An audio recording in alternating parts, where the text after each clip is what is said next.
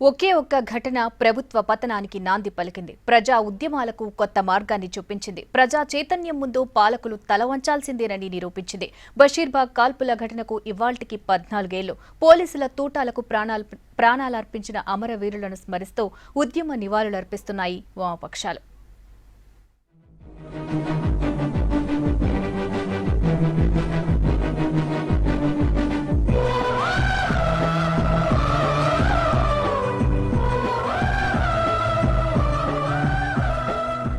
బషీర్బాగ్ ఘటన చరిత్రలో చెరిగిపోని నెత్తుటి జ్ఞాపకం. 2000 సంవత్సరం ఆగస్టు 28న విద్యుత్ ఛార్జీల పెంపునకు నిరసనగా అసెంబ్లీ ముట్టడికి ప్రయత్నించిన ఉద్యమకారులపై ఖాకీలు విచక్షణారహితంగా కాల్పులు జరిపారు. ఈ ఘటనలో సత్తెనపల్లి రామకృష్ణతో పాటు విష్ణువర్ధన్ రెడ్డి, బాలస్వామి మృతి చెందారు. అమరుల స్మృత్యర్థం బషీర్బాగ్లో స్తూపాన్ని నిర్మించారు. చంద్రబాబు సర్కార్ తీరుపై అప్పట్లో పెద్ద ఎత్తున విమర్శలొచ్చాయి. ఆ తర్వాత జరిగిన ఎన్నికల్లో టీడీపీ ఘోర పరాజయం పొందింది. సిపిఎం, సిపిఐ, న్యూ డెమోక్రసీ సహా 9 వామపక్షాలు నిర్వహించిన చలో హైదరాబాద్లో కాంగ్రెస్ కూడా పాల్గొంది.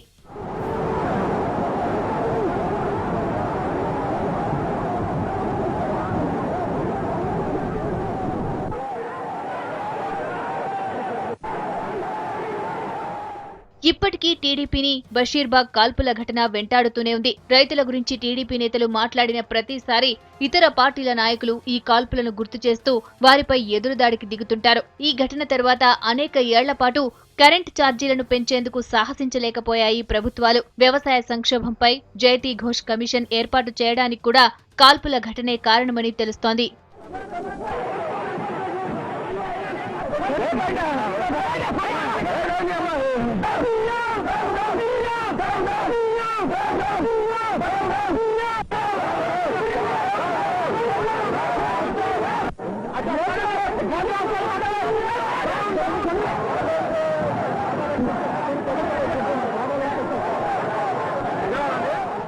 ఇక బషీర్బాగ్ రాజకీయ పార్టీలకు ఎన్నో గుణపాఠాలను నేర్పింది. ప్రపంచీకరణ సమయంలో సమరశీల ఉద్యమాలకు కొత్త అధ్యాయాన్ని ఆవిష్కరించింది.